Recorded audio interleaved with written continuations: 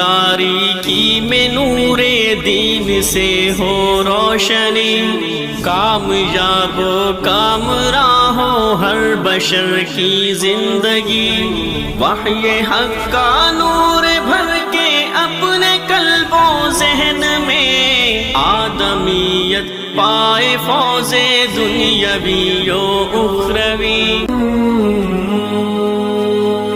الحمد لله رب العالمين، والصلاة والسلام على أشرف الأنبياء والمرسلين، أشهد أن لا إله إلا الله وحده لا شريك له، وأشهد أن محمدا عبده ورسوله صلى الله عليه وعلى آله وصحبه وسلم۔ اللهم صل على محمد وعلى آل محمد كما صليت على إبراهيم وعلى آل إبراهيم إنك حميد مجيد۔ اللهم بارك على محمد وعلى آل محمد كما باركت على إبراهيم وعلى آل إبراهيم إنك حميد مجيد۔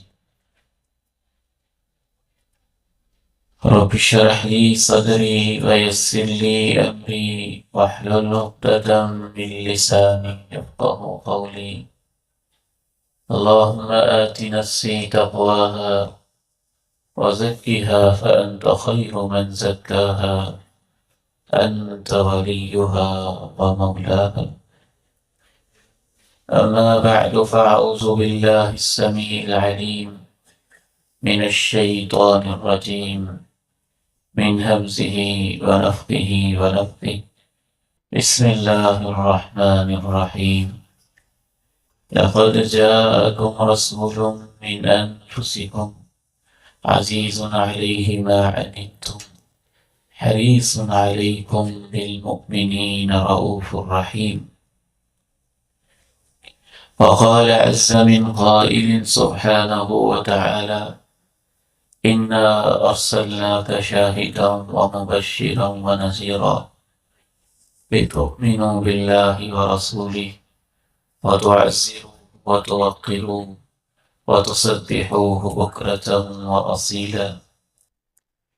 وقال عز من قائل سبحانه وتعالى: فالذين آمنوا به وعزروه ونصروه واتبعوا النور الذي أنزل معه۔ وقال عز من قائل سبحانه وتعالى: إن الله وملائكته يصلون على النبي يا أيها الذين آمنوا صلوا عليه وسلموا تسليما۔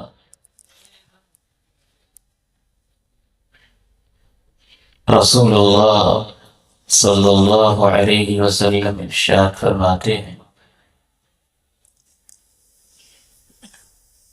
ما اجتمع قوم في بيت من بيوت الله يتلون كتاب الله ويتدارسونه فيما بينهم إلا ونزلت عليهم السكينة وغشيتهم الرحمة وحفتهم الملائكة وذكرهم الله في من عنده۔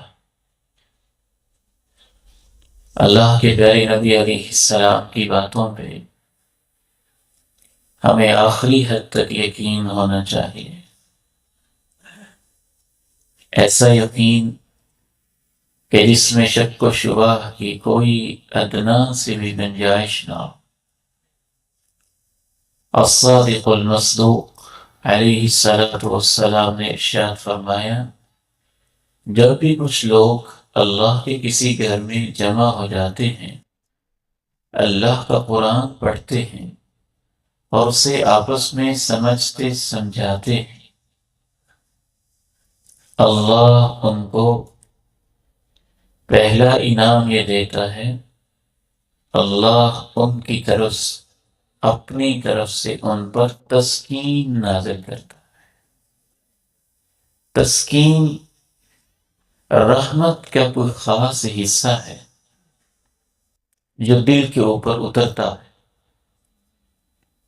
اور یہ تسکین صرف دین کی کسی محفل میں ہی آتی ہے اور صرف اللہ کی طرف سے آتی ہے۔ وغشیتہم الرحمہ، دوسرا انعام ان کو یہ ملتا ہے کہ اللہ کی رحمت آپ نے یہ نہیں کہا اترتی ہے، آپ نے یہ فرمایا اللہ کی رحمت ان کو ڈھانپ لیتی ہے، ان کے اوپر چھا جاتی۔ تیسری بات آپ نے فرمائی حفتہم الملائکہ، فرشتے اس پوری محفل کو اپنے گھیرے میں لے لیتے۔ چوتھا انعام آپ نے بتایا وَذَكَرَهُمُ اللَّهُ فِي مَنْ عِنْدَهُ، عرش پہ مستوی عظمتوں شانوں والا رب اپنے پاس موجود فرشتوں میں اپنے ان بندوں کا تذکرہ کرتا۔ دیکھو فلاں جگہ ہے، بٹیاں کا مقام ہے، دن کے لوگ تھکے ہوئے ہیں، شاید اللہ یہ بھی کہتے ہوں گے تم تو کہتے تھے یہ فساد کریں گے، اے فرشتوں دیکھو نا میرے بندے میرے دین کے لیے کیسے بیٹھے۔ اللہ تعالیٰ سے دعا ہے یہ چاروں انعام مجھے بھی نصیب فرمائے، آپ سب کو نصیب فرمائے۔ جتنی بڑی محفل ہوتی ہے اتنے ہی اس کے آداب بھی ہوتے ہیں۔ ریمائنڈر کے طور پہ عرض کرتا چلوں، درود شریف پڑھ لیں آہستہ زیر لب، اللہم صلی وسلم علی نبینا محمد، وقتاً فوقتاً پڑھ لیا کریں اور دل میں آہستہ پڑھ لیا کریں۔ ہم نے کسی کو دکھانا تو نہیں، رب کے ساتھ معاملہ۔ اور دوسرے دین کی محفل کا یہ ادب ہوتا ہے کہ آپ خاموشی کے ساتھ اور دائیں بائیں سے تعلق ختم کر کے اسے سنیں۔ اللہ تعالیٰ نے قرآن مجید میں خود قرآن سے ہدایت لینے کے لیے 3 شرطیں بیان کی۔ پہلی شرط کہ انسان دل سے سنے، دوسری شرط کان بھی لگا دے، اور تیسری شرط کہ اپنی پوری فزیک اور پوری باڈی کو بھی اس مجلس کے اندر رکھے، کہیں اور نہ۔ آج کا ہمارا موضوع ہے حقوق مصطفیٰ صلی اللہ علیہ وسلم۔ یہ پوری دنیا حقوق اور فرائض کے اوپر قائم ہے۔ کچھ آپ کی ڈیوٹیز ہوتی ہیں اور کچھ آپ کے رائٹس ہوتے ہیں۔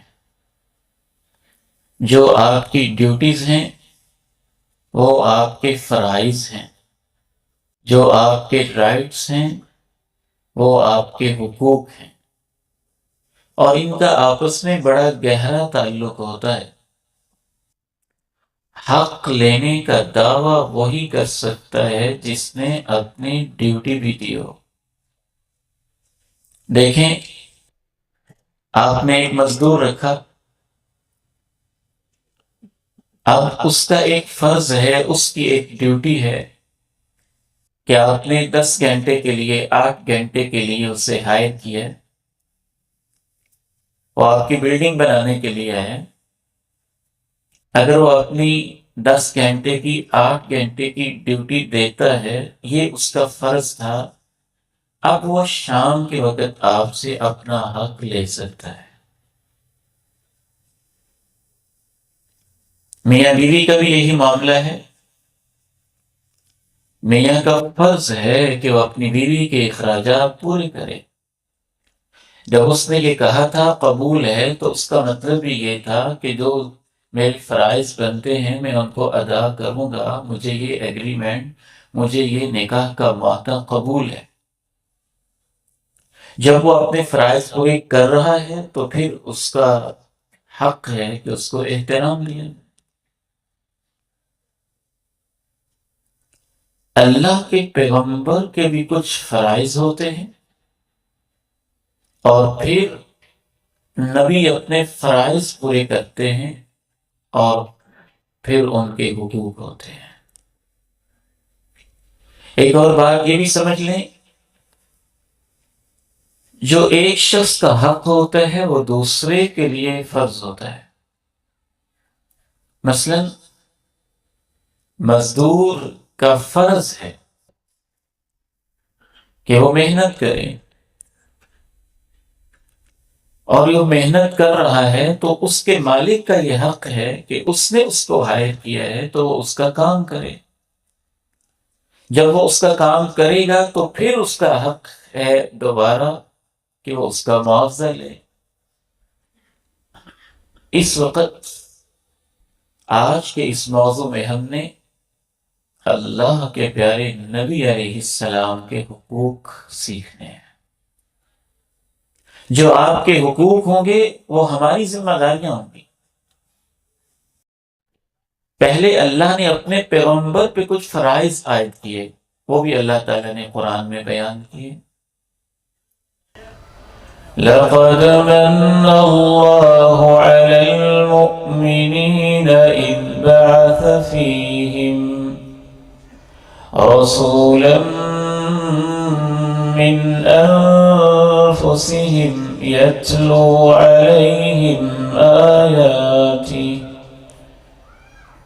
وَيُعَلِّمُهُمُ الْكِتَابَ وَالْحِكْمَةَ وَيُزَكِّيهِمْ وَإِن كَانُوا مِن قَبْلُ لَفِي ضَلَالٍ مُبِينٍ۔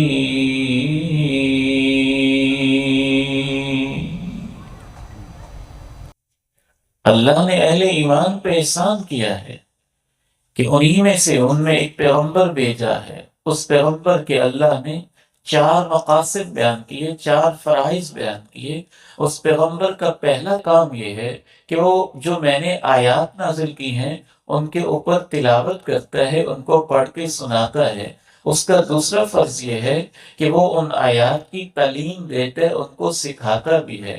اس کا تیسرا فرض ہے وہ ان آیات کی تشریح اور اپنی حدیثیں بھی ان کو سکھاتا ہے۔ اور اس پیغمبر کا چوتھا فرض یہ ہے اس کے مطابق ان کی کیریکٹر بلڈنگ بھی کرتا ہے، ان کا تزکیہ بھی کرتا ہے، کردار سازی بھی کرتا ہے، ان کی تربیت بھی کرتا ہے۔ پیغمبر نے تو اپنی زندگی کے اندر یہ 4 فرض ایسے ادا کیے، نہ آپ نے دن دیکھا نہ رات، نہ صبح دیکھی نہ شام، نہ دوپہر دیکھی نہ کوئی سپہر، ہر وقت آپ کو اپنی امت کی فکر دامنگیر رہی۔ آپ نے قرآن یوں پہنچایا کہ آج ایک ایک لفظ ہم تک پہنچا ہوا ہے۔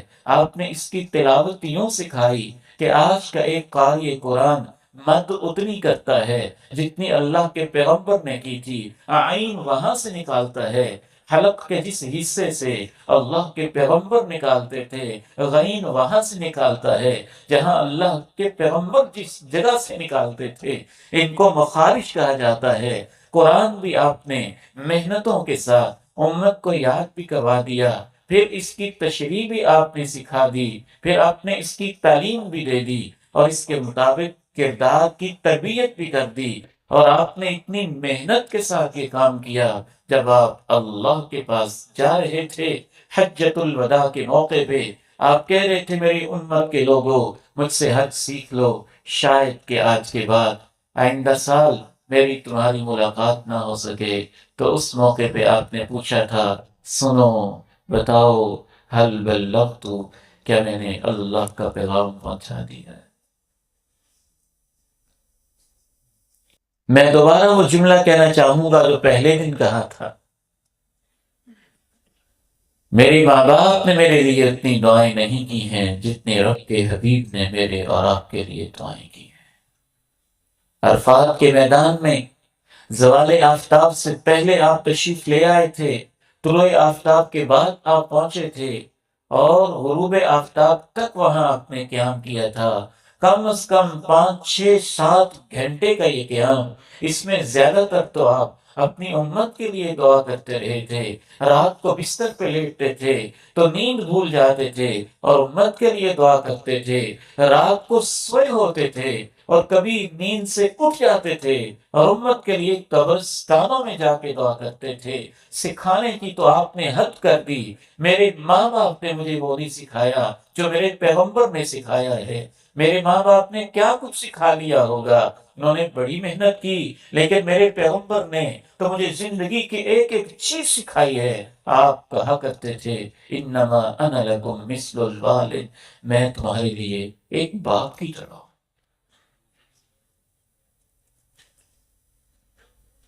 حضرت سلمان فارسی سے ایک یہودی نے کہا تھا یعلمکم نبیکم کل شیء حتی الخراء، تمہارا پیغمبر تمہیں چھوٹی چھوٹی باتیں بھی سکھاتا ہے، حتیٰ کہ وہ یہ بھی سکھاتا ہے رفع حاجت کیسے کرنی ہے، قضاء حاجت کیسے کرنی ہے۔ اس نے اس کو اعتراض کے طور پہ بیان کیا۔ حضرت سلمان فارسی رضی اللہ تعالی عنہ نے اسے اعزاز اور فخر کے طور پہ کہا، بتاتا ہے اجل کیوں نہیں، ہمارا نبی ہمیں ہر چیز بتاتا ہے۔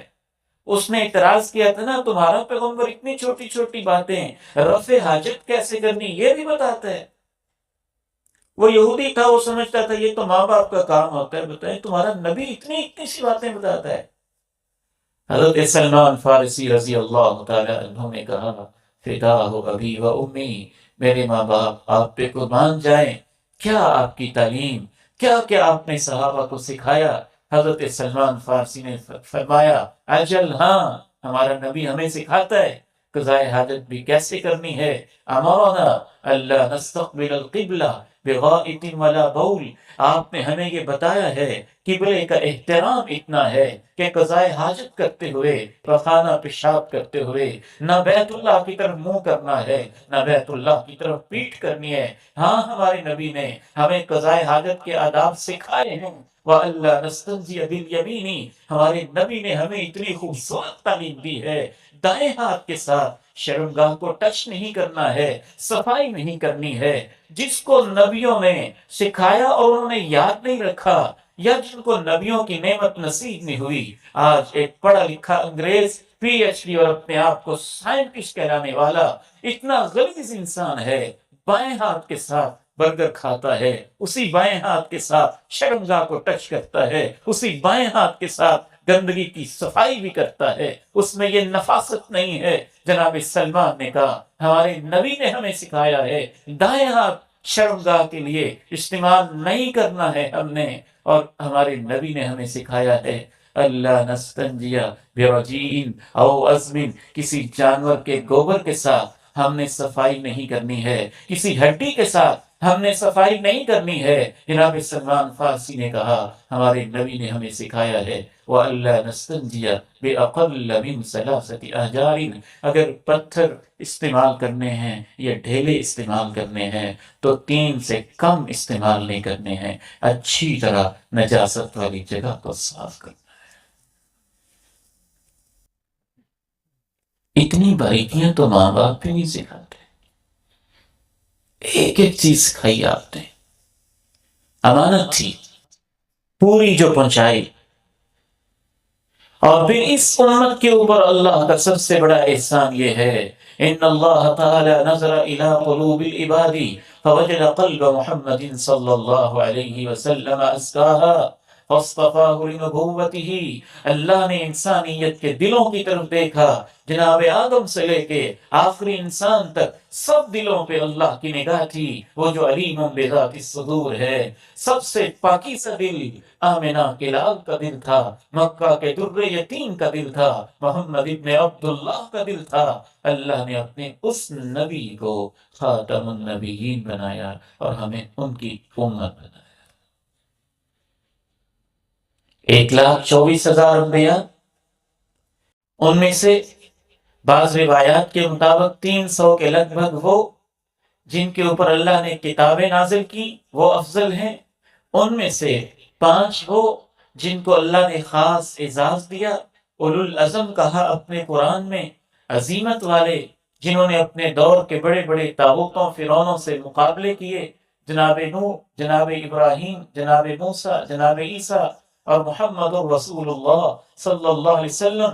پھر ان 5 رسل میں سے سب سے عظیم انسانی تاریخ میں اللہ کے بعد اگر کسی کا مقام ہے تو اللہ کے پیارے نبی علیہ الصلوۃ والسلام کا ہے۔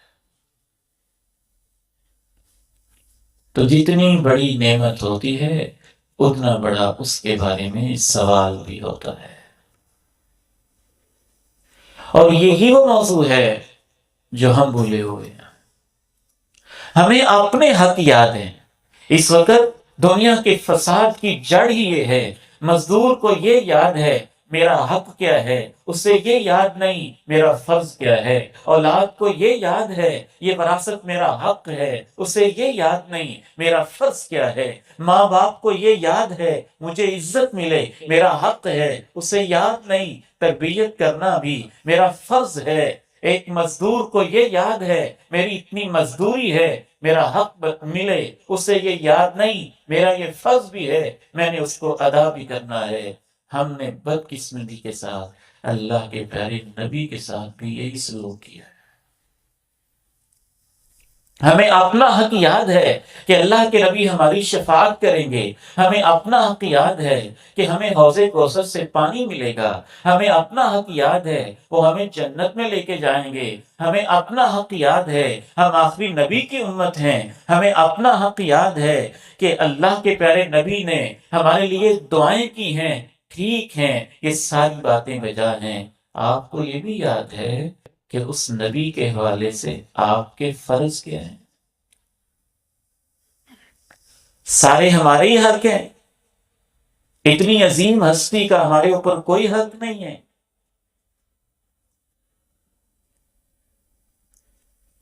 ہم اپنا حق تب مان سکتے ہیں جب ہم اللہ کے پیارے نبی کے حق ادا کریں، اپنے فرائض کو سمجھیں۔ اس لیے یہ موضوع میں سمجھتا ہوں کہ سب سے اہم ترین موضوع فَلَنَسْأَلَنَّ الَّذِينَ أُرْسِلَ إِلَيْهِمْ وَلَنَسْأَلَنَّ الْمُرْسَلِينَ۔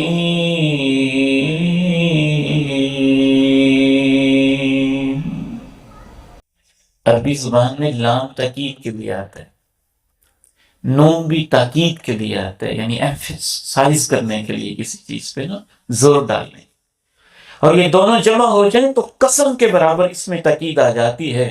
گویا کہ اللہ یوں کہتے ہیں مجھے قسم ہے ہم قیامت کے دن رسولوں سے پوچھیں گے تم نے پیغام پہنچایا تھا کہ نہیں، اور پھر ان کے امتیوں سے بھی پوچھیں گے۔ ہر نبی ہوگا اور اس کی امت ہوگی۔ نبی سے پوچھیں گے تم نے اپنے فرائض ادا کر دیے تھے؟ میں نے ایک پیغام، رسول کا معنی ہی ہوتا ہے کہ اللہ کی طرف سے پیغام پہنچانے والا، تم نے پیغام پہنچا دیا تھا، آپ نے پیغام پہنچا دیا تھا۔ پھر امت کی طرف اللہ پوچھیں گے کہ جو انہوں نے پہنچایا تھا تم نے پھر ان کے حق ادا کیے تھے۔ فَكَيْفَ إِذَا جِئْنَا مِن كُلِّ أُمَّةٍ بِشَهِيدٍ وَجِئْنَا بِكَ عَلَى هَؤُلَاءِ شَهِيدًا فَكَيْفَ إِذَا جِئْنَا مِن كُلِّ أُمَّةٍ بِشَهِيدٍ وَجِئْنَا بِكَ عَلَى هَؤُلَاءِ شَهِيدًا۔ اللہ کہتے ہیں کیسا ہوگا وہ منظر جب ہم ہر امت سے ایک گواہ لے کے آئیں گے، اور اے میرے پیارے نبی صلی اللہ علیہ وسلم آپ کو ہم ان لوگوں پر گواہ بنا کے لائیں۔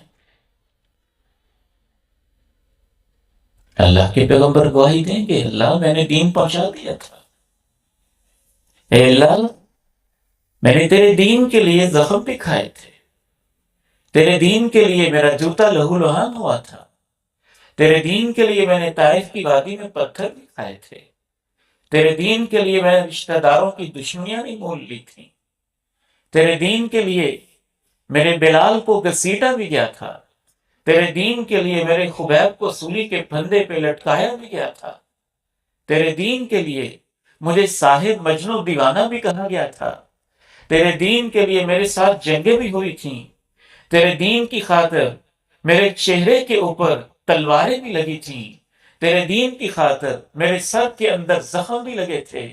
اے اللہ، احد کے میدان سے پوچھ لے، وہاں میرے 70 صحابہ کے لاشیں بھی تڑپے تھے۔ اے اللہ، میں گواہی دیتا ہوں میں نے تیرا دین پہنچا دیا۔ اس کے بعد پھر ہماری باری آئی کہ تم نے پھر اس دین کے ساتھ کیا کیا تھا؟ تو اللہ کے نبی علیہ السلام کے ہمارے اوپر بہت سارے حق ہیں۔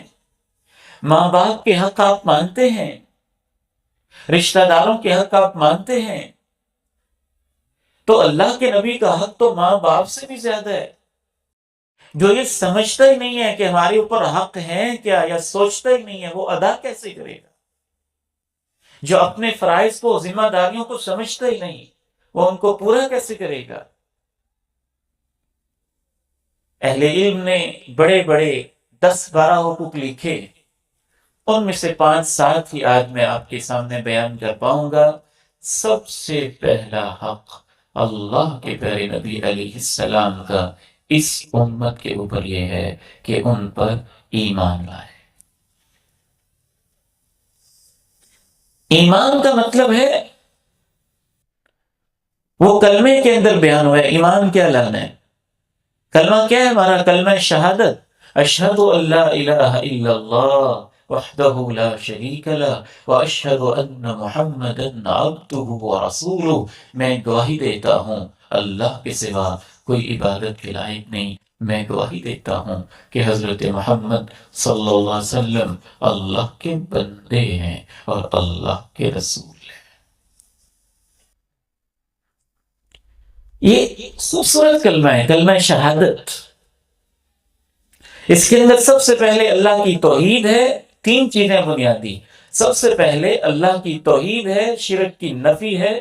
دوسرے نمبر پہ اللہ کے رسول کی عبدیت ہے، ان کو رب کے برابر نہیں ماننا ہے، رب کا حصے دار نہیں ماننا ہے، رب کے نور کا ٹکڑا نہیں ماننا ہے، رب کا بندہ ماننا ہے، اور پھر رب کا رسول ماننا ہے۔ یہ تو کلمہ ہے، سب مسلمانوں کا ایک مجمع متفق علیہ کلمہ۔ رب کا بندہ ہونا تو بندے کی سب سے بڑی شان ہوتی ہے۔ اس سے بڑی عزت ہی کوئی نہیں کہ قیامت کے دن اللہ کسی خاص بندے کو کہے کہ یہ تو میرا بندہ ہے۔ اس سے بڑی شان کوئی نہیں ہے۔ اللہ نے جب اپنے رسول کو معراج پہ بلایا ہے، 7 آسمانوں کی سیر کروائی ہے، سدرۃ المنتہا دکھائی ہے، جنت جہنم دکھائی ہے، تو اس وقت بھی اللہ نے یہ لفظ استعمال کیا، سبحان الذی اسری بعبدہ لیلا من المسجد الحرام الى المسجد الاقصى الذي باركنا حوله لنريه من آياتنا إنه هو السميع البصير۔ پاک ہے وہ ذات جس نے اپنے بندے کو سیر کرنا۔ اللہ کے پیارے نبی علیہ السلام جیسے دعا کرتے تھے نا، کمال کی دعا کرتے تھے۔ یہ بندے ہی کی شان ہے، اس میں اللہ کے نبی کی شان ہی ہے کہ آپ رب کے سامنے ہاتھ باندھ کے کھڑے ہیں، کبھی رکوع کر رہے ہیں، کبھی سجدہ کر رہے ہیں، مبارک پیشانی کو زمین پہ ٹیک رہے ہیں، ناک کو زمین کے اوپر رکھ رہے ہیں، سبحان ربی الاعلی، سبحان ربی الاعلی۔ میرا رب پاک ہے، جو سب سے اونچا ہے، جو بلند و بالا ہے، اس طرح کے زمزمے ترانے اپنی زبان مبارک سے گا رہے ہیں، یہ آپ کی بندگی ہے، ساری ساری رات اللہ کی عبادت کر رہے ہیں، پاؤں میں سوجن ہو جاتی ہے، حتیٰ کہ ماجی صحابہ کہتے ہیں کہ آپ کو اتنی عبادت کی کیا ضرورت ہے؟ تو آپ کہتے ہیں اللہ نے مجھے اتنی شان دی ہے، افلا اکون عبدا شکورا، کیا میں اس کا شکر گزار بندہ نہ بنوں؟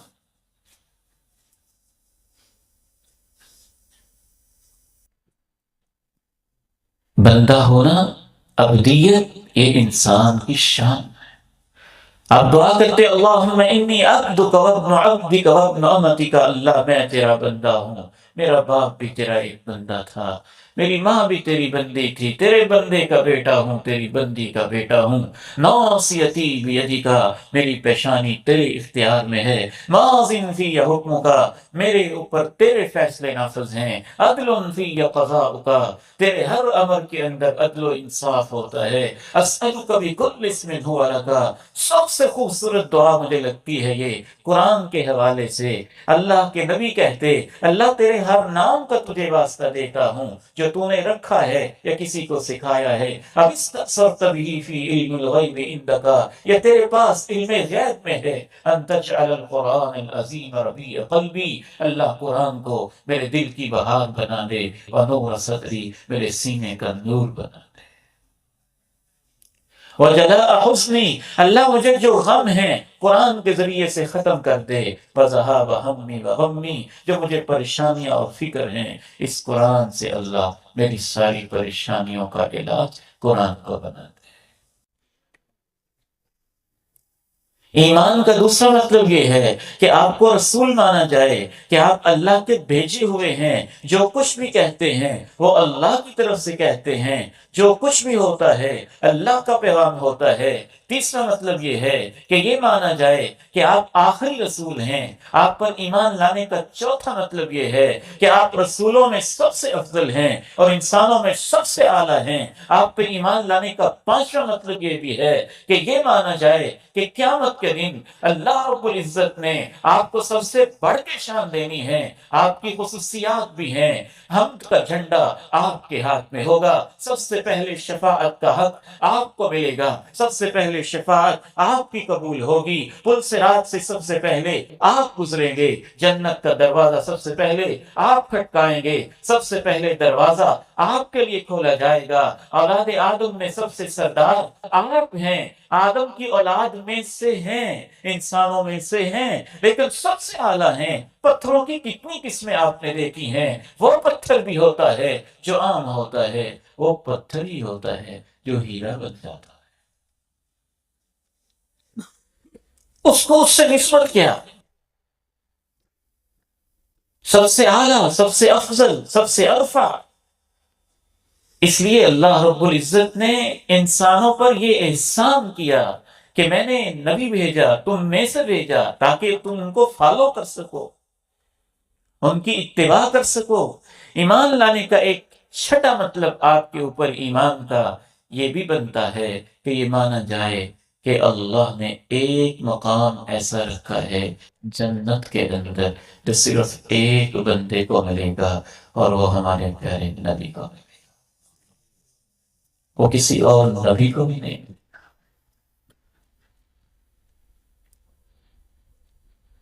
ایمان لانے کا ایک اور مطلب یہ بھی ذہن میں رکھیے، آٹھواں اہم ترین مطلب یہ ہے کہ آپ کی نبوت قیامت تک کے لیے ہے، اور آپ پر نبوت ختم ہے اور رہتی انسانیت تک کے لیے آپ بھی ہادی، رہنما اور رہبر ہے۔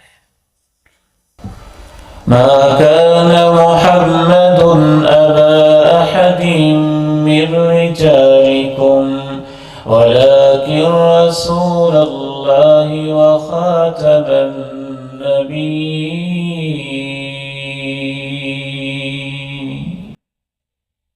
آپ آخری پیغمبر ہیں،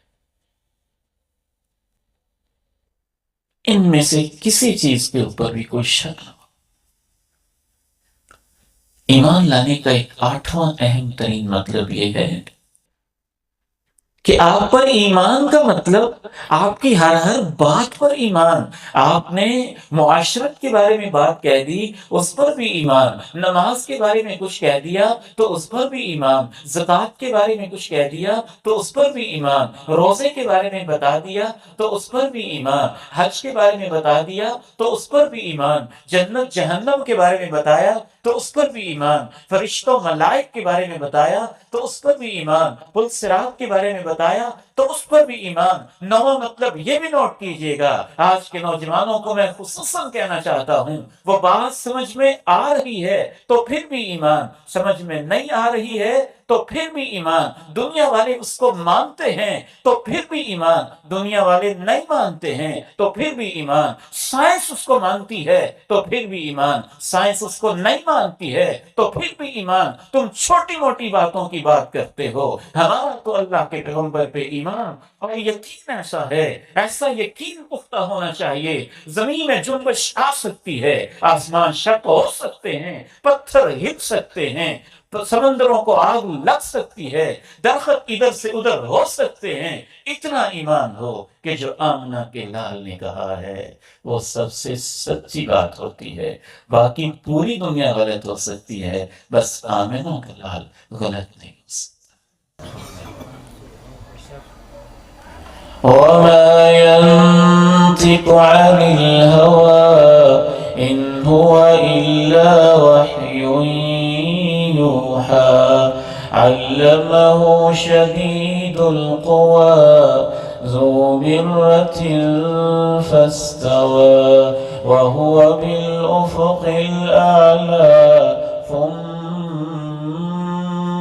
دنا فتدلى فكان قاب قوسين أو أدنى فأوحى إلى عبده ما أوحى. آج ہمارے ایمان متزلزل ہیں. چھوٹا سا بچہ 2-4 صفحے بایولوجی کے، کیمسٹری کے، فزکس کے پڑھ لیتا ہے تو وہ بھی اللہ کے نبی کی باتوں پہ objection اور اعتراض کرنے لگتا ہے، اور اس کے اندر بھی تزلزل کی کیفیت پیدا ہو جاتی ہے کہ جی سائنس یہ کہہ رہی ہے، فلاں شخص یہ کہہ رہا ہے، فلاں شخص یہ کہہ رہا ہے. چاہے آپ اللہ کے پیغمبر کے مقابلے میں سائنس کا نام لیں، کسی فرقے کا نام لیں، کسی مولوی کا نام لیں یا کسی پیر کا نام لیں، یہ اس بات کی علامت ہوتی ہے کہ اللہ کے نبی کی باتوں پہ آپ کا ایمان کمزور ہے. ایمان ہو صدیق جیسا، آیا دوڑا دوڑا کہنے لگا صدیق سنا ہے تمہارا دوست کیا کہتا ہے، بتاؤ کیا کہتا ہے. سنا ہے تمہارا نبی کیا کہتا ہے، کہا بتاؤ کیا کہتا ہے. لوہے قلب پہ اس کو لکھ لیجئے، دلوں کی تختیوں پہ لکھ لیجئے، اسے ایمان کہتے ہیں. جناب صدیق نے پوچھا کیا کہتا ہے. سنا ہے تم نے ایسی باتیں کہتا ہے جو عقل میں نہیں آتی. اس ظالم نے اپنے دل میں یہ سوچا ہوگا ہم تو پہلے ہی کہتے تھے نا مجنون ہے اور تم نہیں مانتے تھے، اور آج اس نے ایسی بات کر دی ہے جو عقل کے خلاف ہے، عقل میں آتی نہیں ہے. صدیق نے پوچھا کیا کہا ہے اس نے، بتاؤ تو صحیح. کہا وہ کہتا ہے رات کا وقت تھا، تھوڑی سی رات گزری تھی، میرے پاس فرشتہ آیا تھا، وہ مجھے یہاں سے فلسطین لے گیا تھا، بیت المقدس میں لے گیا تھا، وہاں میں نے نماز پڑھائی تھی، انبیاء نے میری ابتدا میں نماز پڑھی تھی، ان سے ملاقاتیں ہوئی تھیں، پھر وہ مجھے پہلے آسمان پہ لے گیا تھا، پھر دوسرے پہ، پھر تیسرے پہ، پھر چوتھے پہ، پھر پانچویں پہ، پھر چھٹے پہ، پھر ساتویں پہ، پھر جنت جہنم، 7 آسمانوں کی سیر بھی کی تھی. رات پوری گزری نہیں تھی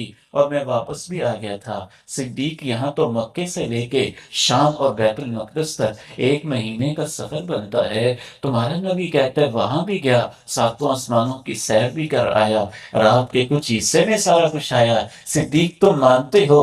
جناب صدیق نے کہا کون کہتا ہے؟ کہا عبداللہ کا بیٹا محمد کریم علیہ السلام، وہ جو تم جسے نبی مانتے ہو وہ کہتا ہے. جناب صدیق نے بس سے ایک لفظ کہا تھا، وہ کہتا ہے تو سچ کہتا ہے. وَمَا ينطق عن الهوى إن هو إلا وحي يوحى علمه شديد القوى ذو مرة فاستوى وهو بالأفق الأعلى ثم دنا فتدلى فكان قاب قوسين أو أدنى. جناب علی جیسا ایمان. علی جاؤ. ایک عورت ہے، اس کے پاس ایک خط ہے، خاص نامی جگہ ہے، اس کے قریب وہ گزر رہی ہے اور اس سے واپس لے کے آؤ. اس میں مسلمانوں کے راز کی باتیں کسی نے لکھ دی ہیں. جناب علی رضی اللہ عنہ وارضا، فاتح خیبر رضی اللہ عنہ وارضا، داماد رسول رضی اللہ عنہ وارضا تشریف لے جاتے. عورت ملتی ہے، کہتے ہیں خط نکالو. کہتی کون سا خط؟ کہتے خط نکالو. کہتی کون سا خط؟ یہ تلاشی لیں آپ کی. لے لو تلاشی. تلاشی لی، کوئی خط نہیں. ایمان اسے کہتے ہیں. جناب علی رضی اللہ تعالی عنہ نے کہا، وہ صاحب وحی نے ہمیں بتایا ہے تمہارے پاس خط ہے، یہ نہیں ہو سکتا. اللہ کے پیغمبر نے بتایا ہو تمہارے پاس خط ہے اور خط نہ نکلے. خط نکالو، وگرنہ اگر تمہارے کپڑے بھی اتارنے پڑے یہ نہیں ہو سکتا کہ ہم خط لیے بغیر واپس لے جائیں. خط بھی ملے گا، لے کر بھی جائیں گے، واپس بھی پہنچائیں گے. تمہیں خط نکالنا ہوگا، وگرنہ تم ہمیں مجبور کرو گی، ہمیں کچھ اور نہ کرنا پڑے، سختی نہ کرنی پڑے. خط نکالو. وہ عورت اپنے بالوں کی مینڈیاں کھولتی ہے اور اس کے اندر اس نے خط چھپایا ہوتا ہے. کہتی ہے خط. وَمَا يَنطِقُ عَنِ الْهَوَىٰ إِنْ هُوَ إِلَّا وَحْيٌ يُوحَىٰ عَلَّمَهُ شَدِيدُ الْقُوَىٰ ذُو مِرَّةٍ فَاسْتَوَىٰ. آج ایک بیماری ہے نوجوانوں کو. یونیورسٹی میں 2-4 کلاسیں پڑھ لی، سائنس کے 2-4 اسباق پڑھ لیے، سمجھتے ہم بڑے ذہین ہو گئے، حدیث بیان کرتے ہیں. تو ان کا سوال ہوتا ہے اس کی ریزن کیا ہے جی، اس کی لاجک کیا ہے جی، سائنٹیفکلی جسٹیفیکیشن کیا ہے جی. ایمان والوں کے یہ سوال ہوتے ہیں. تم نے حدیث کو مانا کہ اپنی جسٹیفیکیشن کو مانا؟ تم نے حدیث کو مانا کہ اپنی لاجک کو مانا؟ تم نے حدیث کو مانا کہ اپنی ریزننگ کو مانا؟ ریزن تو آپ کے بٹیاں کا ایک چوکیدار بھی دے دے تو آپ بات مان جائیں گے. اس لیے نہیں کہ چوکیدار نے کہی ہے، اس لیے مانیں گے کہ اس کے پاس ریزن ہے. لاجک کو ایک چپڑاسی بھی دے دے تو اس کی بات بھی آپ مان جائیں گے. اس لیے نہیں کہ چپڑاسی کہہ رہا ہے، اس لیے کہ اس کے پاس لاجک ہے. سائنٹیفکلی جسٹیفیکیشن ایک عام بندہ بھی دے دے، ایک کافر بھی دے دے تو آپ مان جائیں گے. اس لیے نہیں کہ کافر کہہ رہا ہے، اس لیے کہ اس کی سائنٹیفکلی جسٹیفائڈ بات ہے، وہ آپ اس لیے مانیں گے. اگر آپ نے اللہ کے پیغمبر سے بھی جسٹیفیکیشن، لاجک، ریزننگ ہی ماننی ہے تو پھر آپ نے پیغمبر کو مانا ہے یا اپنی ریزن کو مانا ہے؟ عجیب ایمان ہے یہ. آج کے دور کا لوگوں کو بتایا جائے اللہ کے پیغمبر کی سنت ہے کھانے کے بعد انگلیاں چاٹنا، تو وہ نہیں مانتے. انگلیاں چاٹنا سنت ہے.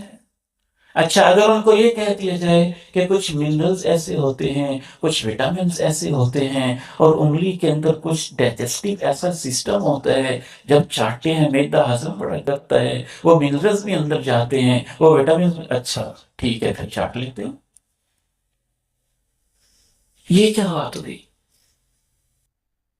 ہم مانتے ہیں کہ اللہ کے پیغمبر کی ہر حدیث آج اگر سائنس نہیں بھی سمجھی ہے تو ایک دن سمجھ جائے گی، اس کو ماننے پہ مجبور ہو جائے گی. لیکن ایمان یہ نہیں ہوتا کہ آپ پہلے اس کی جسٹیفیکیشن لیں اور پھر مانیں. ہاں ایک جسٹیفیکیشن لے لیں کہ واقعتاً اللہ کے پیغمبر کی حدیث سے ہے، کسی نے بیٹھے بیٹھے تو نہیں گھڑ دی. صحیح ہے، ضعیف تو نہیں ہے، اتھینٹک ہے، حدیث کی کس کتاب میں لکھی ہے، ریفرنس ماننا آپ کا حق ہے۔ یہ پوچھنا حدیث کی کس کتاب میں ہے، سند کیسی ہے، کون راوی ہے، کس نے بیان کیا، یہ آپ کا رائٹ ہے، یہ آپ کا حق ہے۔ لیکن جب ثابت ہو گیا کہ اللہ کے پیغمبر نے کہا ہے تو اس کو ماننا ایسے ہی ضروری ہے جیسے یہ ثابت ہو جائے کہ یہ قرآن میں لکھا ہے تو اس کو ماننا ضروری ہے۔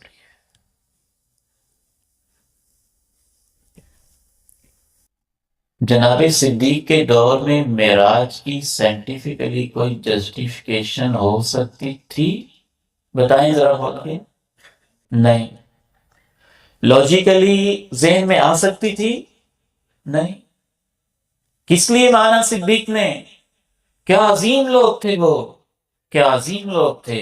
جناب صدیق نے سوچا ہوگا تم اس کی بات کرتے ہو، ہم تو روزانہ اس سے بھی بڑی بات مانتے ہیں کہ عرشوں کا رب حکم دیتا ہے پلک جھپکنے سے پہلے جبریل آمنہ کے لال کے سینے پہ نازل کر دیتا ہے۔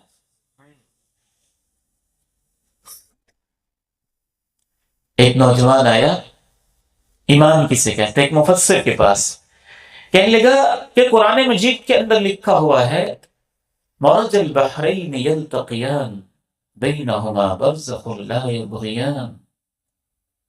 اللہ نے ایک کھارا سمندر کا حصہ رکھا ہے، ایک میٹھا رکھا ہوا ہے، دونوں کے درمیان ایک باڑ لگائی ہے، یہ اپنی حدوں کو کراس نہیں کرتے ہیں۔ پھر ہے یخرج منہما اللؤلؤ والمرجان، ان سے موتی، مونگے، ہیرے نکلتے ہیں۔ اس نے کہا میں نے سائنس پڑھی ہوئی ہے، سائنس یہ کہتی ہے کہ سمندر کا جو ایک حصہ ہے اس میں سے موتی نکلتے ہیں، دوسرے حصے سے نہیں نکلتے ہیں۔ مجھے یاد نہیں، غالباً اس نے یہ کہا کہ جو کھارے والا حصہ ہے اس سے نہیں نکلتے ہیں، میٹھے والے حصے سے موتی اور مونگے نکلتے ہیں۔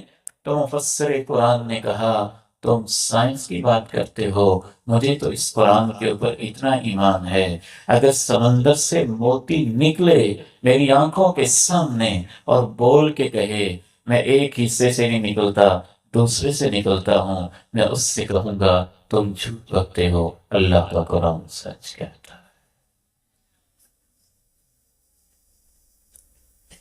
الف لام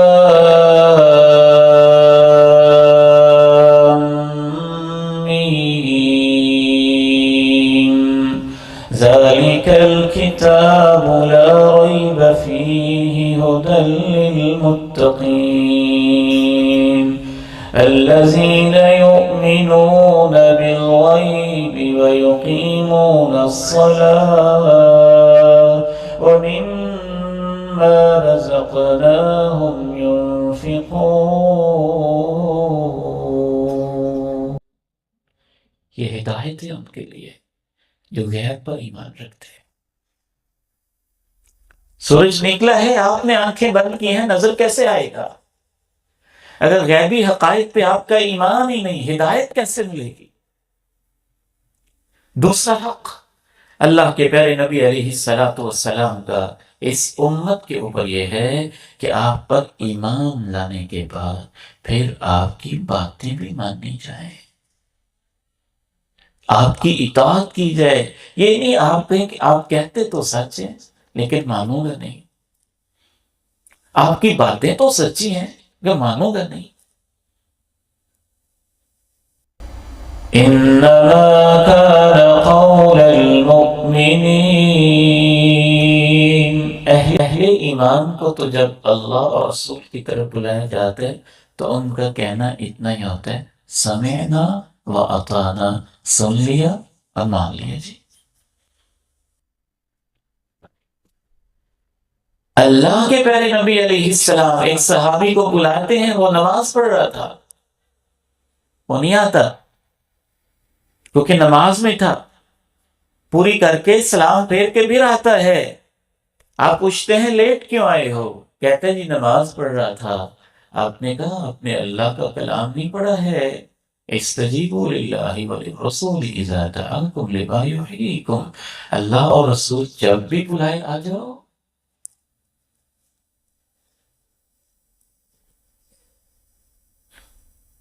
جناب انس رضی اللہ تعالی عنہ بیان کرتے ہیں صحیح بخاری میں کہ ہم لوگ بیٹھے ہوئے تھے، اور اس بیٹھنے کے دوران ہی ان کے چچا کا ڈیرا تھا. ابھی شراب حرام نہیں ہوئی تھی، مدینہ کا شہر تھا، چچا کا ڈیرا تھا، میں چھوٹی عمر کا تھا، سارے بڑے بڑے بیٹھے ہوئے تھے.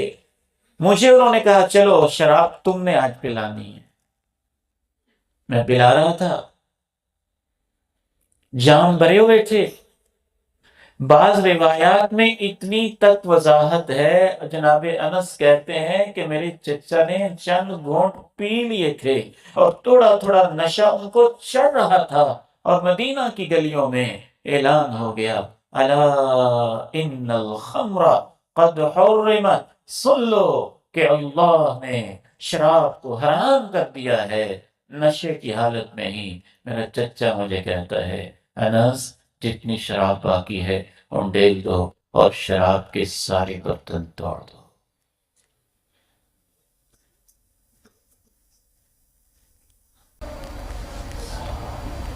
سمعنا وأطعنا غفرانك ربنا وإليك المصير.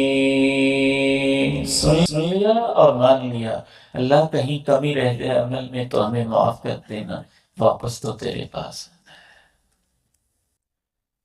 صحابی بیٹھے ہیں، سونے کی انگوٹھی پہنی.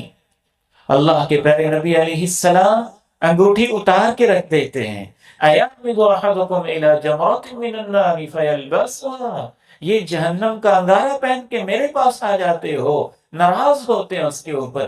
مردوں کے لیے سونا پہننا حرام ہے نا، یہ فخر ہوتا ہے، اس میں تکبر ہوتا ہے، اس میں فضول خرچی ہوتی ہے، اس میں زنانہ پن ہوتا ہے، یہ عورتوں کا کام ہوتا ہے. مردوں پہ آپ نے اسے حرام قرار دیا.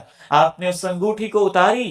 جب مرد سونا پہن کے نکلیں گے تو غریب لوگ ان کے بارے میں کیا سوچیں گے، ان کے دلوں پہ کیا کیفیت گزرے گی. آپ کے دور سے پہلے سونے کے برتن بھی ہوتے تھے، ان سے بھی آپ نے منع کیا. سونے کے زیورات مرد بھی پہنتے تھے اپنا دکھاوے کے لیے، فخر کے لیے، آپ نے اس سے بھی منع کر دیا. تو آپ نے کہا یہ جہنم کا انگارہ پہن کے میرے پاس میری مجلس میں آ گئے. انگوٹھی اتاری، نیچے رکھ دی. اطاعت کسے کہتے ہیں. آپ تشریف لے گئے، صحابہ کہنے لگے کیا آپ انگوٹھی اٹھا لیں، آپ کے لیے پہننا منع ہے، بچیوں کے لیے، گھر والی کے لیے، عورتوں کے لیے تو منع نہیں ہے نا، آپ اس کو بیچ لیں، گھر والوں کو جا کے دے دیں. وہ جواب دیتا ہے کیف آخذ خاتما طرحہ رسول اللہ صلی اللہ علیہ وسلم، جو انگوٹھی اللہ کے رسول نے اتاری ہے میں اس کو ہاتھ کیسے لگا سکتا ہوں. غزوہ تبوک تھا، بین الاقوامی جنگ تھی، وقت کی سپر پاور کے ساتھ ایک انٹرنیشنل وار تھی اور بڑی اہم تھی. ہزاروں میل کا سفر تھا. آپ نے سب صحابہ کو تیاری کا حکم دے دیا، سب چلے گئے. 3 سچے صحابہ پیچھے رہ گئے اور کچھ منافق رہ گئے. واپس آئے، منافقوں نے اپنے اپنے بہانے بنائے، میرا یہ مسئلہ تھا، میرا یہ مسئلہ تھا، میرا یہ مسئلہ تھا. یہ جو 3 سچے محبت کرنے والے تھے، انہوں نے کہا اللہ کے پیارے نبی علیہ السلام بہانے تو ہم بھی بڑے بنا سکتے ہیں، آپ اللہ کے نبی ہیں، ہم بنائیں گے، اللہ آپ کو بتا دے گا. سچی بات یہ ہے بس سستی ہو گئی ہے. آج جاتے ہیں کل جاتے ہیں پیچھے. آپ نے کہا اطاعت کسے کہتے ہیں. آپ نے کہا تم تینوں نے سچی بات کی ہے، تمہارے ساتھ ہمارا بائیکاٹ ہے. میرے سچے ہو کر میری بات کو نہیں مانا. جہاد پہ جانا تھا، مدینے کی حفاظت کا مسئلہ تھا، وقت کی سپر پاور سے مقابلہ تھا، اللہ کا حکم تھا، اور تم سستی سے پیچھے رہ گئے. آہستہ آہستہ آپ نے صحابہ کو منع کر دیا کہ تم نے ان کے ساتھ بات نہیں کرنی ہے. کوئی صحابی ان 3 میرے صحابہ سے بات نہیں کرے گا. کعب بن مالک رضی اللہ تعالیٰ عنہ نے، صحیح بخاری کی یہ سب سے لمبی حدیث ہے، اس کا ایک حصہ عرض کر رہا ہوں۔ کعب بن مالک کہتے ہیں کہ زمین ہمارے اوپر تنگ ہو گئی، میرے دونوں ساتھی تو گھر میں بیٹھ گئے، انہوں نے باہر آنا ہی چھوڑ دیا، اتنے پریشان ہوئے۔ میرے اندر کچھ ہمت تھی، میں آتا رہا، میں مسجد میں آتا، اللہ کے پیارے نبی علیہ السلام بیٹھے ہوتے، میں آپ کی طرف دیکھتا رہتا، لیکن آپ میری طرف محبت بھری نگاہ سے نہ دیکھتے۔ کبھی آپ دیکھ بھی رہے ہوتے، میری نظر ہوتی تو آپ نظر پھیر لیتے۔ میرے لیے بڑی تکلیف کا معاملہ تھا، میں کسی کو سلام کہتا کوئی جواب نہ دیتا، میں کسی سے بات کرتا کوئی رسپانس نہ دیتا۔ یہ اطاعت ہوتی ہے۔ پوری سوسائٹی کو کہہ دیا کوئی ان سے بات نہیں کرے گا، کوئی بات نہیں کر رہا ہے، زمین تنگ ہو چکی ہے۔ کہتے ہیں ایک دن میں پریشانی میں گیا، میں نے کہا میرا ایک کزن ہے، جگری یار ہے، پرانا دوست ہے، وہ تو میرے ساتھ بات کر ہی لے گا نا۔ میں اس کے باغ میں چلا گیا، میں نے کہا السلام علیکم، وہ خاموش۔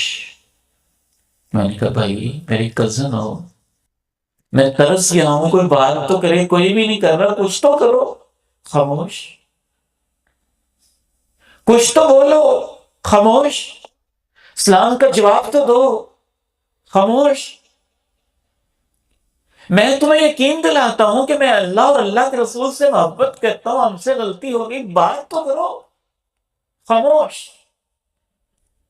کہتے ہیں کہ میرے دل پہ زخم سے لگ گئے، اس نے میرے ساتھ بات نہ کی، میں روتا ہوا وہاں سے دیوار پہ لانگ کے واپس آ گیا۔ آپ نے پھر یہ بھی منع کر دیا کہ تمہاری بیویاں بھی تم سے بات نہیں کریں گی۔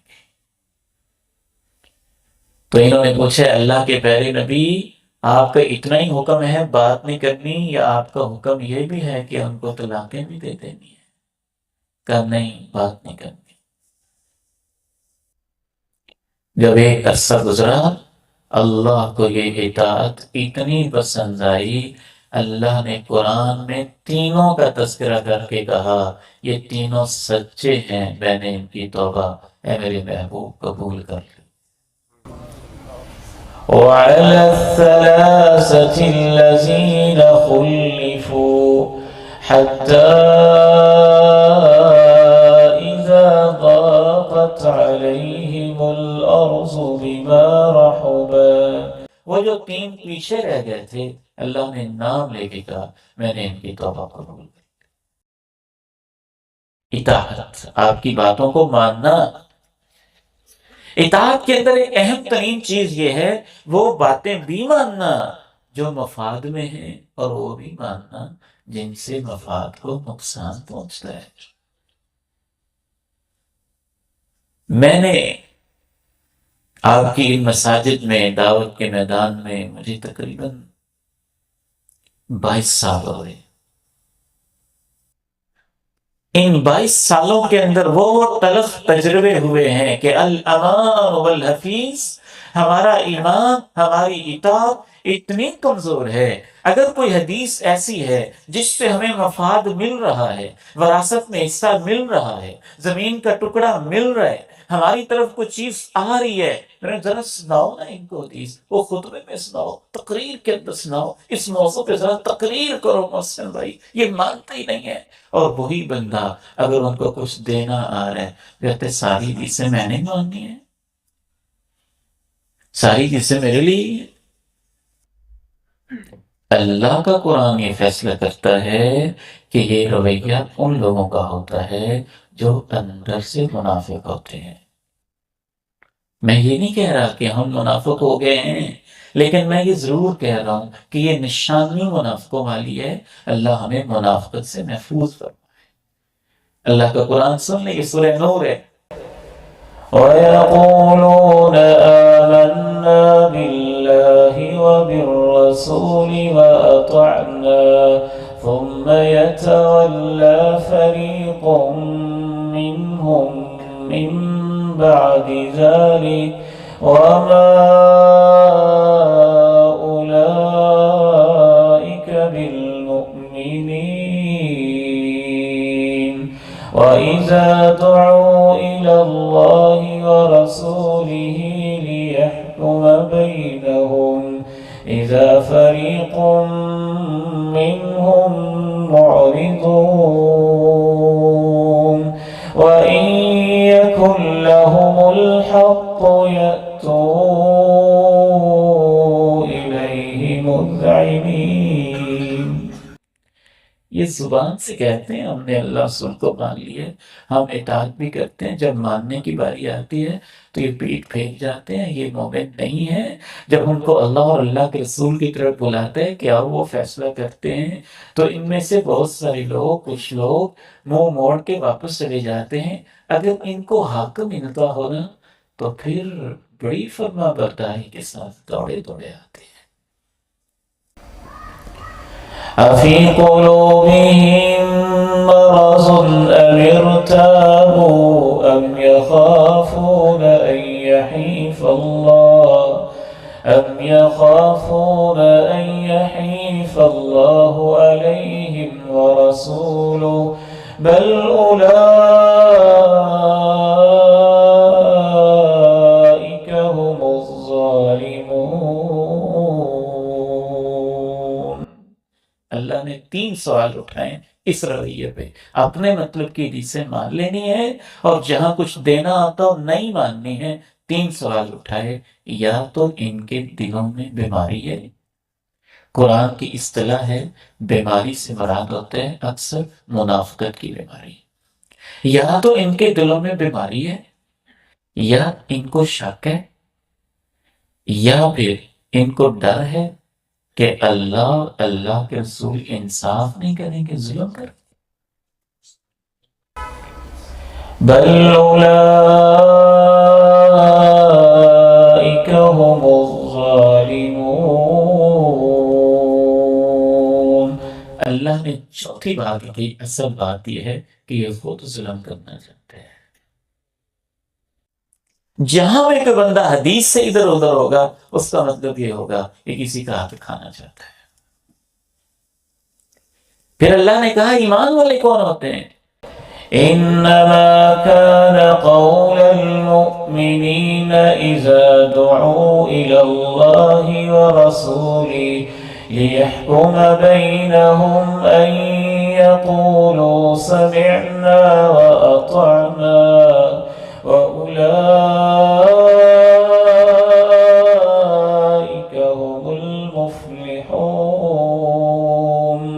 ومن يطع الله ورسوله ويخشى الله ويتقي فأولئك هم الفائزون. ایمان والے تو صرف یہ بات کہتے ہیں جب بھی ان کو اللہ اور اس کے رسول کی طرف بلایا جائے تاکہ وہ ان کے کسی معاملے کا فیصلہ کر دیں، کہتے ہیں سن لیا ہے اور مان لیا ہے. یہی کامیاب ہیں جو اللہ اور اس کے رسول کی مانتا ہے اور اللہ کا جلال دل میں رکھتے ہوئے اللہ سے خوف بھی کھاتا ہے اور اللہ کے حکموں کو مان کے اس کے منع کردہ چیزوں سے رک جاتا ہے. یہی لوگ کامیاب گئے. تھوڑی سی زمین ہے، اللہ کا فیصلہ ہے وراثت میں دے دو، رکھ کے کتنی دیر رکھ لو گے؟ کتنی دیر رکھ لو گے؟ ساتھ لے جاؤ گے؟ کیا ہو جائے گا؟ آخر تو مرنا ہے، اور موت بھی ایسے سر پہ کہ کھڑے کھڑے مر رہے ہیں لوگ، کھانا کھاتے کھاتے مر رہے ہیں، بسوں میں بیٹھے مر رہے ہیں، چلتے چلتے مر رہے ہیں، جوانی میں مر رہے ہیں، 25 سال کی عمر میں مر رہے ہیں. زمین بھی اللہ کی ہے، باپ کی وراثت ہے، اللہ نے حق دیا ہے، تو کیوں نہیں دیتے ہو؟ یا بیماری ہے، یا شک ہے، یا پھر تو سمجھتے ہو کہ اللہ ظلم کر رہے ہیں وراثت کے حصے تقسیم کر کے؟ نہیں، اصل بیماری یہ ہے کہ تم خود ظالم.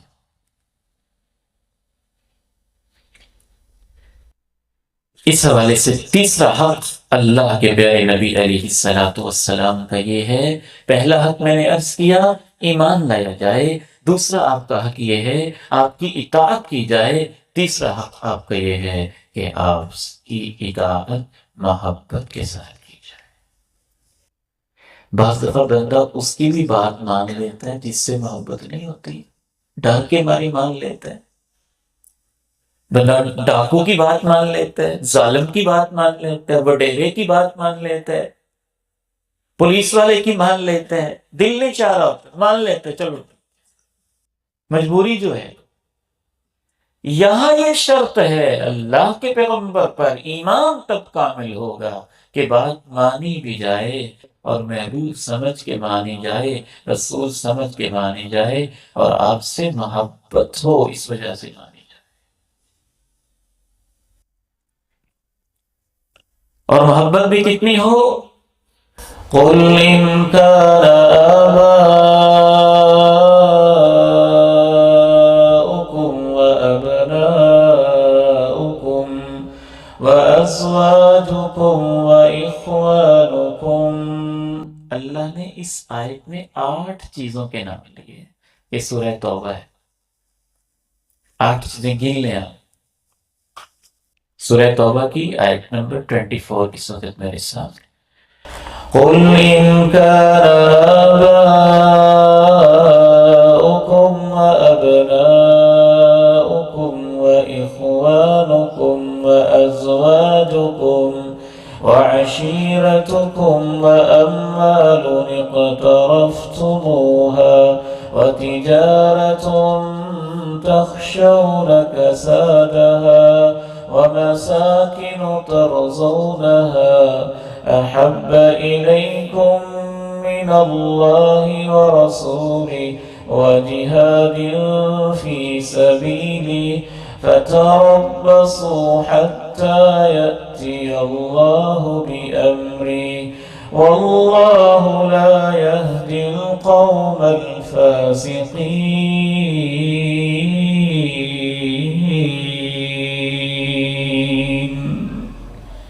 اعلان بھی اللہ نے اپنے نبی سے کیا۔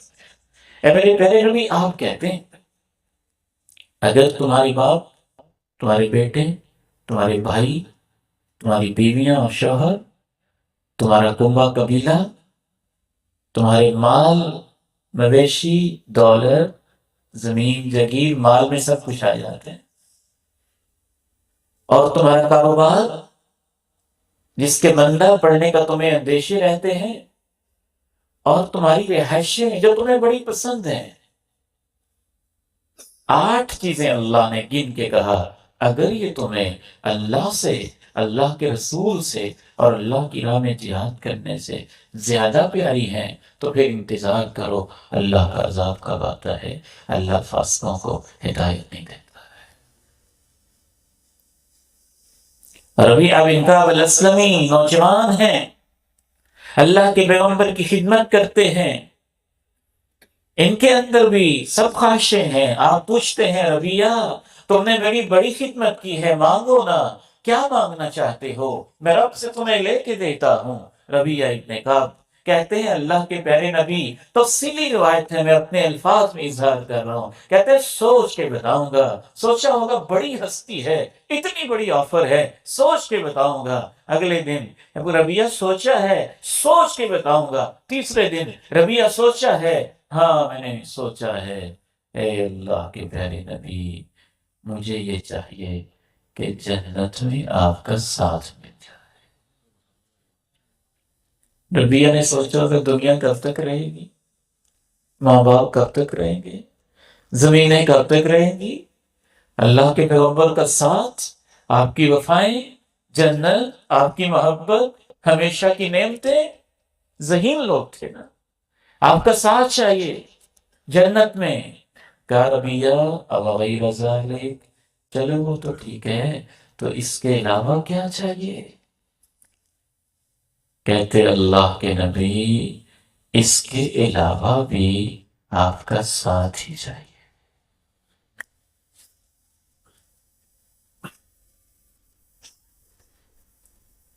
محبت میں یہ چیز بھی شامل ہے، آپ کی حدیث سے محبت، آپ کی باتوں سے محبت، آپ کے مدینے سے محبت، آپ کے روزے سے محبت، آپ کے مکہ سے محبت، آپ کی مسجد سے محبت، آپ کے صحابہ سے محبت، آپ کے اہل بیت سے محبت۔ یہ آپ کی محبت کے حصے میں شامل ہے ساری چیزیں۔ آخری بات عرض کر کے میں آپ سے اجازت چاہتا ہوں۔ اللہ کے پیارے نبی علیہ السلام کا اس امت کے اوپر جو بہت سارے حقوق ہیں، ان میں سے ایک حق یہ ہے کہ آپ پر درود شریف پڑھا جائے، اور کوشش کی جائے کہ درود شریف کے وہ الفاظ پڑھے جائیں جو اللہ کے پیارے نبی علیہ السلام نے سکھائے ہیں، روزمرہ کی زندگی میں بھی پڑھا جائے، اور ان موقعوں پہ خصوصی پڑھا جائے جن موقعوں پہ آپ نے سکھایا ہے۔ میں آپ کو دو ٹوک عرض کرتا ہوں، ہر صبح کم از کم اللہ کے پیارے نبی علیہ السلام پہ ایک مسلمان کو کم از کم 10 دفعہ درود شریف پڑھنا چاہیے، کم از کم۔ اور ہر شام کو بھی ہر مسلمان کو کم از کم 10 دفعہ درود شریف پڑھنا چاہیے، 20 دفعہ ہو گیا۔ ہر اذان کے بعد ایک دفعہ درود شریف پڑھنا چاہیے۔ ہر نماز کے اندر التحیات میں سلام پھیرنے سے پہلے جو اس کا موقع ہے وہاں بھی درود شریف پڑھنا چاہیے۔ 10 اور 10 20 اور 5 اذانیں 25 اور 5 نمازیں 30، نمازوں کی سنتیں، ان کی اتحیات کے اندر درود شریف، نماز جنازہ میں پہلی تکبیر کے اندر سورہ فاتحہ اور دوسری تکبیر میں آپ پر درود شریف پڑھنا چاہیے۔ 5 نمازوں میں مسجد میں جب بھی داخل ہونا ہے درود شریف پڑھ کے داخل ہونا ہے، اور وہاں یہ والا درود شریف اللہ کے نبی علیہ السلام نے خود سکھایا ہے، بسم اللہ، اللہ تیرے نام سے داخل ہو رہا ہوں، والصلاۃ والسلام علی رسول اللہ، اللہ تیرے رسول پہ رحمتیں ہوں، تیرے رسول پہ سلامتیوں کا نزول ہو، سلام کا نزول ہو۔ اللہم افتح لی ابواب رحمتک، اے اللہ میرے لیے رحمت کے دروازے کھول دے۔ آپ نے دعا آدھی یاد کی ہوئی ہے، درود والی آدھی چھوڑ دی ہوئی ہے، پوری دعا تو ایسے ہے، اور اس میں درود شریف صلاۃ و سلام دونوں چیزیں شامل ہیں۔ ایک دوسرے پہ الزام لگانا چھوڑ دیں، وہ درود کا منکر ہے اور وہ منکر ہے۔ کوئی کلمہ پڑھنے والا اللہ کے پیغمبر پہ درود کا منکر نہیں ہو سکتا، سوچا بھی نہیں جا سکتا۔ ہر مجلس میں، ہر محفل کے اندر کم از کم ایک دفعہ درود شریف ہونا چاہیے۔ اللہ کے پیارے نبی علیہ السلام ارشاد فرماتے ہیں، میں اپنے نوجوانوں سے کہنا چاہتا ہوں، آپ ڈیرے پہ بیٹھے ہوئے ہیں، آپ سیاسی گفتگو کر رہے ہیں، آپ بازار پہ بیٹھے ہوئے ہیں، آپ دکان میں بیٹھے ہوئے ہیں، آپ کسی بھی جگہ بیٹھے ہوئے ہیں، اللہ کے پیارے نبی علیہ السلام ارشاد فرماتے ہیں، ما جلس قوم مجلسا، جب بھی کچھ لوگ بیٹھیں اور اس میں نہ اللہ کا نام آئے نہ اللہ کے رسول کا نام آئے، الا کانت علیہم من اللہ تیرا، کل قیامت کے دن وہ مجلس ان کے لیے باعث افسوس ہو جائے۔ یہ آپ کا حق ہے امت کے اوپر۔ ایک صحابی ہیں، پوچھتے ہیں اللہ کے پیارے نبی آپ پہ کتنا درود پڑھا کرو اپنی دعا میں؟ آپ کہتے ہیں وہ تیسرا حصہ، کہتے ہیں اللہ کے پیارے نبی جی تیسرا حصہ کر لو، فرماتے ہیں تیری مرضی، ٹھیک ہے، اگر زیادہ کر لو تو تیرا ہی فائدہ ہے۔ الفاظ کیسے؟ زیادہ کر لو، ان زدت فہو خیر لک، تیرے لیے بہتر ہے۔ کہتے ہیں اللہ کے پیارے نبی جی آدھا حصہ اپنے لیے دعا اور آدھا حصہ آپ پر درود۔ آپ فرماتے ہیں یہ بھی ٹھیک ہے، لیکن زیادہ کر لو تو تیرے لیے زیادہ بہتر ہے۔ کہتے ہیں اللہ کے پیارے نبی جی اس سے بھی بڑھا دوں؟ آپ فرماتے ہیں ٹھیک ہے، تیری مرضی، زیادہ کر دو تو اور بہتر ہے۔ کہتا ہے اذن اجعل لک صلاتی کلھا، اے اللہ کے پیارے نبی اب میں تو ایسے کروں گا، جب بھی دعا کروں گا آپ پر درود ہی پڑھتا رہوں۔ کہا اذن یغفر لک ذنبک، وَتُكْفَى ہمک، اگر تم ایسے کرو گے تو عرشوں والا رب دلوں کے حال کو جانتا ہے، تیرے لب پہ آئے بغیر ہی وہ تیری پریشانیاں بھی ختم کر دے گا اور تیرے گناہ بھی معاف کر دے گا۔ یا ان اللہ ملائکتہ یصلون علی النبی یا ایہا الذین آمنوا صلوا علیہ وسلموا تسلیما۔ ایک دوسرے پہ ہمیں فقہی اختلافات کی وجہ سے تشدد نہیں کرنا چاہیے اور ایک دوسرے پہ بلا وجہ الزام اور بہتان نہیں لگانا چاہیے۔ بعض مواقع ایسے ہیں جن میں امت میں اختلاف پایا جاتا ہے کہ اس موقع پہ درود پڑھنا ہے یا نہیں پڑھنا ہے۔ مثلا بندہ نماز پڑھ رہا ہے تو 4 رکعت والی نماز ہے، ایک پہلا اتحیات ہے، اب پہلے اتحیات کے اندر درود پڑھنا ہے کہ نہیں پڑھنا، اس میں اختلاف ہے۔ اب امام ابو حنیفہ رحمہ اللہ کہتے ہیں نہیں پڑھنا ہے، تو کیا ہم یہ کہیں کہ امام صاحب درود کے منکر ہیں؟ وہ تو ایک فقہی مسئلہ ہے، کس موقع پہ پڑھنا ہے کس موقع پہ نہیں پڑھنا ہے۔ یہ تو نہیں ہے نا کہ بندہ الفاتحہ کی جگہ درود شریف شروع کر دے اور رکوع کے اندر درود شروع کر دے اور سجدے کے اندر درود شریف شروع کر دے۔ جو اللہ کے پیارے نبی نے جیسے جیسے تعلیم دی ہے ویسے پڑھنا ہے نا۔ اسی وجہ سے یہ ہمارے فقہی اختلافات ہیں۔ بعض ہمارے بھائی اذان سے پہلے درود پڑھتے ہیں اور اسے سمجھتے ہیں کہ یہ ضروری ہے، جبکہ حدیث کے اندر اللہ کے پیارے نبی علیہ السلام نے یہ تعلیم دی ہے کہ اذان کہو اور تم جیسے جیسے مؤذن کہتے ہیں ویسے ویسے اس کے ساتھ دہراؤ، اور اذان کے بعد میرے اوپر درود پڑھو اور یہ دعا پڑھو، جو ایسے کرے گا کل قیامت کے دن میں اس کی شفاعت کروں۔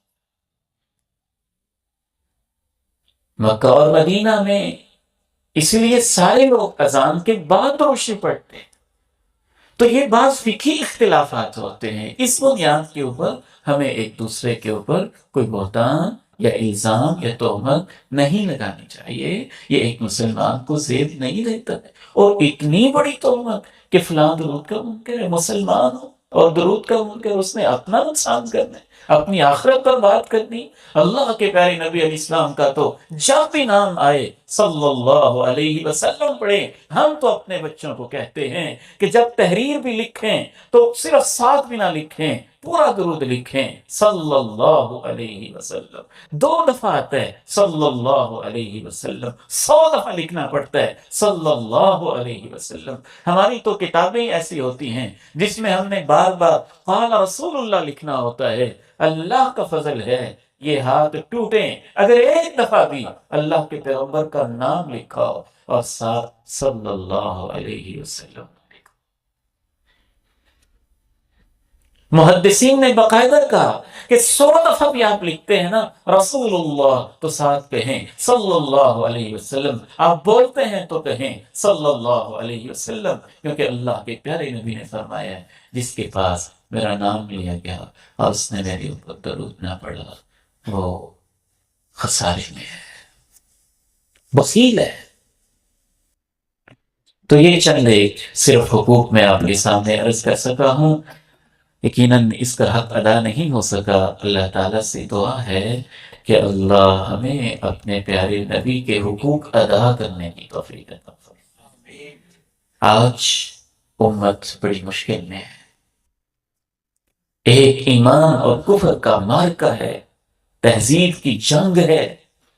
ہم اللہ کے نبی کے امتی ہیں، اس تہذیبی جنگ کے اندر امریکہ اور مغرب یہ چاہتا ہے اور کفر کی دنیا یہ چاہتی ہے ایک ایسا کلچر بنایا جائے، ایسی تہذیب بنائی جائے، ایسی ثقافت بنائی جائے، ایسے طور اطوار بنائے جائیں جو اپنی آزاد مرضیوں کے ہوں، اس امت کا فرض ہے کہ ہر قدم پہ اللہ کے نبی کی سنتوں، آپ کی باتوں اور آپ کی زندگی کو سامنے رکھے، آپ پر ایمان لانا، آپ پر اسلام کی اطاعت کرنا، آپ سے محبت کرنا، آپ پر درود پڑھنا، آپ کی تعظیم کرنا، اس دور میں آپ کا دفاع کرنا، اختلافی مسائل میں اللہ کے نبی سے فیصلے کروانا، یہ آپ کے بنیادی حقوق ہیں۔ اللہ ہمیں ادا کرنے کی توفیق دے۔